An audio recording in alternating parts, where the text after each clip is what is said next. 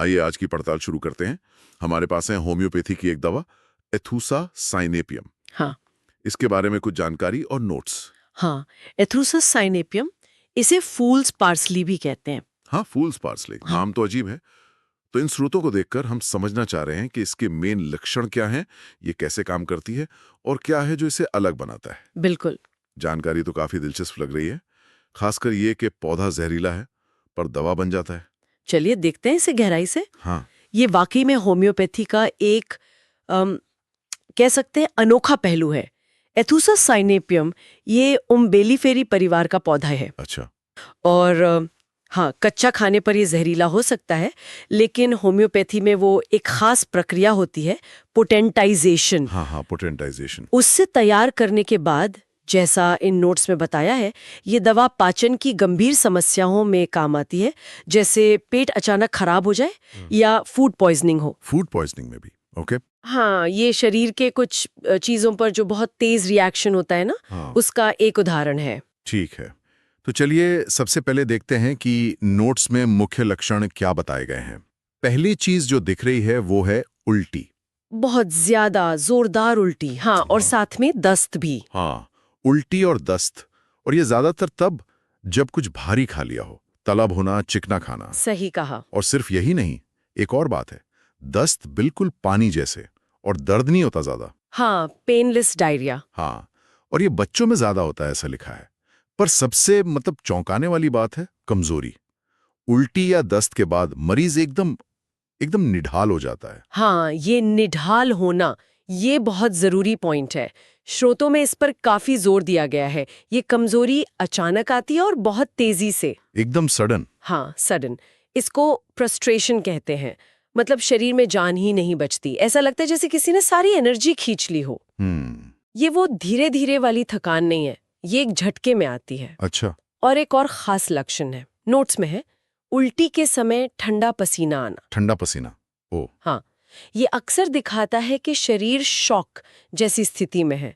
और एक मनोवैज्ञानिक पहलू भी है, वो ये कि खाने के बाद इतनी कमजोरी होती है कि खाने से ही डर लगने लगता है। खाने से डर? हाँ, मतलब अरुचि हो जाती है। सोचिए, शरीर का खाने के प्रति इतना बुरा अनुभव कि खाने का मन ही ना करे। ये तो वाकई सीरियस लगता है। कमजोरी इतनी तेज और फिर खाने से ही डर। और आपने बच्चों का जिक्र किया था, नोट्स में बच्चों के लक्षणों पर काफी डिटेल है। क्यों? क्या ये बच्चों की दवा है खास? स्रोत यही इशारा करते हैं कि बच्चों में, खासकर छोटे बच्चों में, कुछ खास तरह की पाचन समस्याओं में एथुसा काफी मददगार हो सकती है। अच्छा, जैसे? जैसे दूध पीने के फौरन बाद उल्टी कर देना, या दूध पचता ही नहीं। वो लैक्टोज इंटॉलरेंस जैसा, या उससे अलग? ये उससे भी ज्यादा तीव्र रिएक्शन जैसा लगता है। मतलब शरीर दूध को बिल्कुल बर्दाश्त नहीं कर पा रहा है, और खाना खाने की ठीक बाद कमजोरी, या बच्चा खाना देखे और मुंह फेर ले। ये उन बच्चों के लिए ज्यादा फिट बैठती है जो थोड़े कमजोर, नर्वस से होते हैं ना, चिड़चिड़े, जिनमें कमजोरी के साथ एक बेचैनी से दिखती है। ओके। पेट में ऐंठन, मरोड़, इसका भी जिक्र है नोट्स में। तो कुल मिलाकर एक ऐसे बच्चे की तस्वीर बनती है जो शारीरिक रूप से तो कमजोर है ही, पर खाने पीने को लेकर भी बहुत परेशान और तनाव में है। तो ये तो हुई पेट और पाचन की मुख्य बातें, लेकिन क्या कुछ और भी संकेत हैं, मतलब छोटे मोटे लक्षण जो दवा पहचानने में मदद करें? हाँ बिल्कुल, कुछ और संकेत भी हैं जो पूरी पिक्चर बनाते हैं। एक बहुत ही यूनिक लक्षण है जीभ की हालत। जीभ कैसे? बताया गया है कि जीभ पर सफेद या पीली मोटी परत जमी होती है, लेकिन जीभ की नोक, जो टिप होती है, वो बिल्कुल साफ रहती है। अरे, ये तो बहुत स्पेसिफिक है, जीभ की टिप साफ। हाँ, ये एक बहुत खास संकेत माना जाता है। वाकई। और कुछ? इसके अलावा सिर दर्द और थोड़ी कंफ्यूजन जैसी स्थिति। सिर दर्द और कंफ्यूजन। हाँ, ये अक्सर तब होता है जब डिहाइड्रेशन हो जाए, पानी की कमी, या पाचन की गड़बड़ी बहुत ज्यादा हो। तो ये दिखाता है कि पेट की दिक्कत कैसे पूरे शरीर पर, दिमाग पर भी असर डाल सकती है। सही बात है। तो ये सारे लक्षण, वो तेज उल्टी, दस्त, अचानक प्रोस्ट्रेशन, ठंडा पसीना, खाने से डर, बच्चों में दूध न पचना, जीभ की वो खास हालत, ये सब मिलकर एथुसा की एक काफी क्लियर तस्वीर बनाते हैं, जैसा नोट्स में लिखा है। ठीक है, अब बात करते हैं मोडालिटीज की। स्रोत बताते हैं होम्योपैथी में बड़ा जरूरी होता है। ये मोडालिटीज क्या चीज है और क्यों जरूरी है? हाँ, मोडालिटीज़ बहुत ज़रूरी हैं दवा चुनने के लिए। आसान भाषा में कहें तो मोडालिटीज़ का मतलब है वो क्या चीज़ें हैं या क्या हालात हैं जिनसे तकलीफ बढ़ जाती है या आराम मिलता है। अच्छा, एग्रोवेशन और एमेलोरेशन। हाँ, और भारी चिकना खाना खाने से और खासकर दूध या दूध से बनी चीज़ों से। दूध से ये बार बार आ रहा है। हाँ, दूध को बिल्कुल पचा ना पाना, इनटॉलरेंस टू मिल्क। खासकर बच्चों में ये इसका बहुत ही खास लक्षण है। ये उसी असहिष्णुता पैटर्न का हिस्सा है जिसकी बात हम शायद बाद में करेंगे। ओके, तो दूध से तकलीफ बढ़ना खास है। हाँ, और आराम किससे मिलता है? आराम की बात करें तो लिखा है कि खुली ठंडी हवा में और बिल्कुल शांत लेटने से आराम करने से कुछ बेहतर लगता है। ठंडी हवा और आराम। हाँ, तो ये मोडालिटीज दूध, गर्मी, भारी खाने से दिक्कत बढ़ना और ठंडी हवा, आराम से राहत, हाँ, ये दवा चुनने में बहुत मदद करती हैं। ये एथुसा को और स्पेसिफिक बनाती हैं। ये तो बहुत उपयोगी जानकारी हुई। तो इन सब लक्षणों, संकेतों, मोडालिटीज को देखकर स्रोत क्या बताते हैं? एथुसा का मेन इस्तेमाल किन बीमारियों या हालतों में होता है? जैसा कि लक्षणों से ही पता चल रहा है, इसका मेन इस्तेमाल ऐसी कंडीशन में होता है जहां पाचन तंत्र अचानक और बुरी तरह बिगड़ जाता है। सबसे मेन है एक्यूट गैस्ट्रोएंटराइटिस। पेट का फ्लू जिसे कहते हैं। हाँ, आम भाषा में पेट का फ्लू या गैस्ट्रिक फ्लू, जिसमें अचानक बहुत तेज उल्टी और पानी जैसे पतले दस्त होते हैं और साथ में वो प्रोस्ट्रेशन, मरीज एकदम ढीला पड़ जाता है। ओके, दूसरा बड़ा इस्तेमाल है बच्चों में फूड पॉइजनिंग, खासकर अगर भारी चिकना खाना या खराब दूध पीने से हुई हो। और वैसे भी कोई भी ऐसी हालत जहां पेट के लक्षणों के साथ बहुत तेजी से बहुत ज्यादा कमजोरी आ जाए, शरीर एकदम पस्त हो जाए, ये दवा मुख्य रूप से एक्यूट मतलब अचानक शुरू हुई दिक्कतों के लिए है, पुरानी लंबी बीमारियों के लिए नहीं। ये समझना जरूरी है कि ये एक्यूट कंडीशंस के लिए है। अच्छा, नोट्स में पोटेंसी और डोज के बारे में भी कुछ लिखा है। हालांकि हमें ये साफ करना होगा कि हम यहाँ सिर्फ जानकारी दे रहे हैं, कोई सलाह नहीं। हाँ, ये कहना बहुत जरूरी है। नोट्स में बस उदाहरण दिया है कि एक्यूट मामलों में 30C या 200C पोटेंसी इस्तेमाल हो सकती है।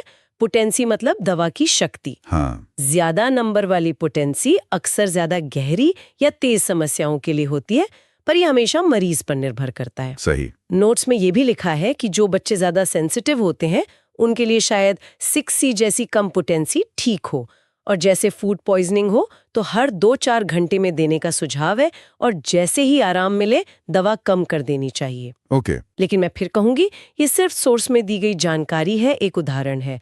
कौन सी पोटेंसी, कितनी डोज, ये फैसला हमेशा एक क्वालिफाइड होम्योपैथिक डॉक्टर ही कर सकता है। मरीज को देखने के बाद खुद से दवा लेना बिल्कुल नहीं। बिल्कुल सही कहा। पोटेंसी, डोज, ये सब डॉक्टर का काम है। और इसी के साथ हम आते हैं सबसे जरूरी हिस्से पर, सावधानियां। नोट्स में कुछ बहुत जरूरी चेतावनियां हैं जिन पे ध्यान देना ही देना चाहिए, खासकर जब लक्षण इतने सीरियस हों। हाँ, ये सावधानियां बहुत बहुत ज्यादा महत्वपूर्ण है।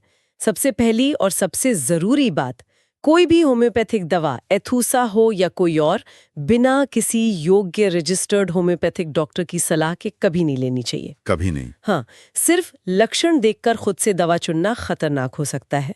हर मरीज अलग है, सही दवा के साथ सही पोटेंसी और डोज भी जरूरी है। और दूसरी सावधानी? दूसरी बात, जैसा हमने पहले कहा, स्रोत साफ कहते हैं कि एथुसा मुख्य रूप से एक्यूट प्रॉब्लम की दवा है, तो पुरानी बीमारियों में, क्रॉनिक केस में इसे बिना पूरी केस टेकिंग के इस्तेमाल नहीं करना चाहिए। केस टेकिंग मतलब पूरी हिस्ट्री लेना? हाँ, जिसमें डॉक्टर मरीज के सारे लक्षण, पुरानी बीमारियां, स्वभाव, आदतें, सब कुछ बहुत डिटेल में पूछते हैं। उसके बाद ही पुरानी बीमारी की सही दवा चुनी जाती है।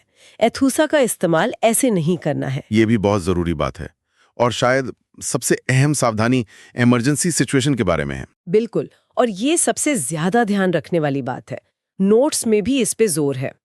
अगर मरीज में गंभीर डिहाइड्रेशन के लक्षण दिखें, जैसे मुंह बहुत सूखना, आंखें अंदर धंस जाना, बच्चों में रोने पर आंसू ना आना, पेशाब बहुत कम या गहरे रंग का होना, स्किन ढीली पड़ जाना, हाँ, या फिर मरीज बहुत ज्यादा कमजोर हो रहा हो, बेहोशी जैसी हालत हो, प्रोस्ट्रेशन या कोलैप्स जिसे कहते हैं, हाँ, तो एक पल भी नहीं गंवाना है। फॉरेन ट्रेडिशनल मेडिकल हेल्प लेनी है, मतलब अस्पताल या डॉक्टर के पास जाना तुरंत। हाँ, तुरंत।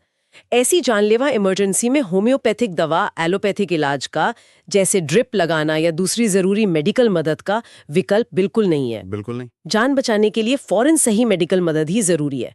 हाँ, होम्योपैथी साथ में दी जा सकती है, पर डॉक्टर की देखरेख में और इमरजेंसी इलाज के साथ, उसकी जगह पर नहीं। ये चेतावनी तो सबसे ऊंच रखनी चाहिए, गंभीर हालत में फौरन मेडिकल हेल्प। तो अगर हम इन सारी जानकारी का निचोड़ देखें तो एथुसा सेनापियम की क्या तस्वीर बनती है? मेरे हिसाब से ये एक ऐसी दवा है जिसका दायरा बहुत खास है। ये अचानक होने वाली बहुत तेज पाचन समस्याओं के लिए है, जैसे गैस्ट्रिक फ्लू या फूड पॉइजनिंग, और इसकी पहचान है लक्षणों की तीव्रता। सिर्फ उल्टी दस्त नहीं, बल्कि बहुत जोरदार उल्टी, पानी जैसे दस्त, और साथ में वो तेज अचानक आने वाली कमजोरी, प्रोस्ट्रेशन। बच्चों में इसका बार बार जिक्र, खासकर दूध या चिकना खाना बिल्कुल ना पचना और उससे तकलीफ बढ़ना, खाने के बाद अचानक कमजोरी, ये सब इसके खास पॉइंट्स हैं।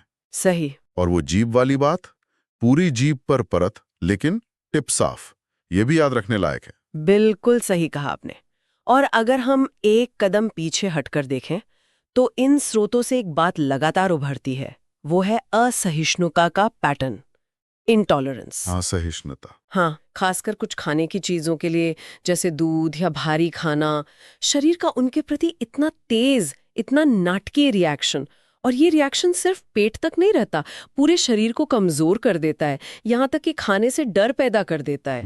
ये जो खास तरह की असहिष्णुता है और शरीर का ऐसा एक्सट्रीम रिएक्शन, ये शायद हमें सिर्फ इस दवा को समझने में ही मदद नहीं करता, बल्कि ये सोचने पर भी मजबूर करता है कि हमारा शरीर अलग अलग चीजों पर कभी-कभी इतना तेज रिएक्शन क्यों देता है। सही बात है। स्वास्थ्य और बीमारी में शरीर की इन अलग-अलग प्रतिक्रियाओं को, सहनशीलता के इन अलग-अलग लेवल्स को समझना, ये अपने आप में एक दिलचस्प